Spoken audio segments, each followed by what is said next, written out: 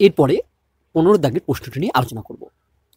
এখানে বলেছে যদি একটি ত্রিভুজ এবিসি এর জন্য এই ডিটারমিনেন্টের ভ্যালু হচ্ছে 0, তাহলে sine square A plus sine square B plus sine square C এর মান হবে নিচের যে 4টে বিকল্প আছে তার মধ্যে কোনটি।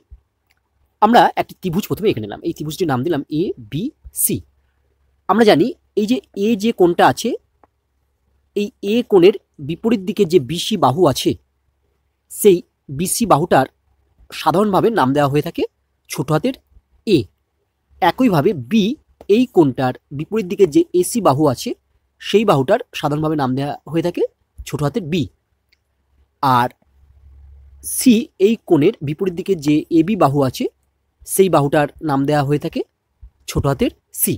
অর্থাৎ তোমরা মনে রাখবে যে এবিসি ত্রিভুজের এ যে কোণ আছে তার বিপরীত বাহুটিকে ছোট হাতের এ, বি যে কোণ আছে তার বিপরীত বাহুটিকে ছোট হাতের বি এবং সি যে কোণ আছে তার বিপরীত বাহুটিকে ছোট হাতের সি দ্বারা প্রকাশ করা হয়ে থাকে।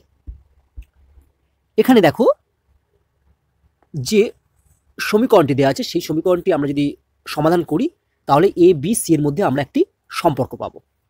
তোমরা সমাধান করে সম্পর্কটি নির্ণয় করতে পারো, কিন্তু আমি একটু অন্যভাবে নির্ণয় করব, যেটি খুব সহজেই নির্ণয় করা যাবে। আমরা যদি এই ডিটারমিনেন্টে বি এর জায়গায় এ আর সি এর জায়গায় এ বসাই, তাহলে কি হবে দেখি। বি এর জায়গায় এ বসাবো আর সি এর জায়গায় এ বসাবো, অর্থাৎ যেখানে যেখানে বি আছে সেখানে এ, আর যেখানে যেখানে সি আছে সেখানে এ বসাবো। তাহলে কি পাই দেখি। তাহলে এখানটা এ হয়ে যাবে, এখানটাও এ হয়ে যাবে, এই বিটাও এ হয়ে যাবে, এই সিটাও এ হয়ে যাবে। তাহলে আমরা দেখতে পাচ্ছি যে এই ডিটারমিনেন্টটির সেকেন্ড এবং থার্ড কলম একই হয়ে গেল। তাহলে বলতে পারি এই ডিটারমিনেন্টের ভ্যালু হয়ে গেল 0।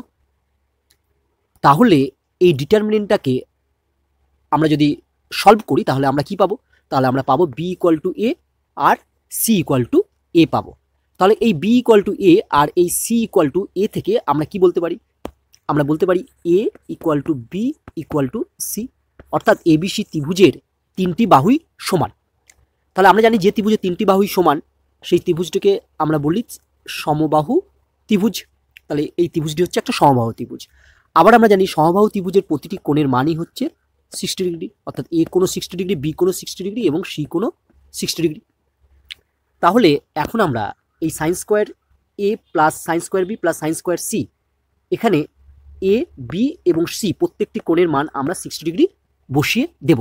তাহলে যদি আমরা এর জায়গায় 60 ডিগ্রি, বি এর জায়গায় 60 ডিগ্রি এবং কোণ সি এর জায়গায় যদি 60 ডিগ্রি বসাই, তাহলে আমরা পাবো দেখো sine square 60 degree plus B এর জায়গায় 60 বসালে হচ্ছে sine square 60 degree plus C এর জায়গায় 60 ডিগ্রি বসালে সাইন স্কোয়ার 60 ডিগ্রি। এবার এদের মানগুলো আমরা ক্যালকুলেশন করব।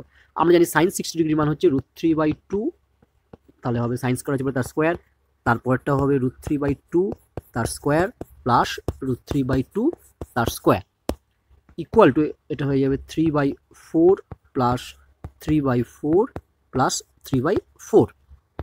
তাহলে এখানে দেখো আমার 4 লসাগু হবে, উপরে 3 প্লাস 3 প্লাস 3 মানে উপরে হবে যোগগুলো 9, অর্থাৎ আমার অ্যান্সার হয়ে গেল কত না 9/4। তাহলে দেখি সঠিক উত্তর কোনটি, না আমার সঠিক উত্তর হবে ডি 9/4।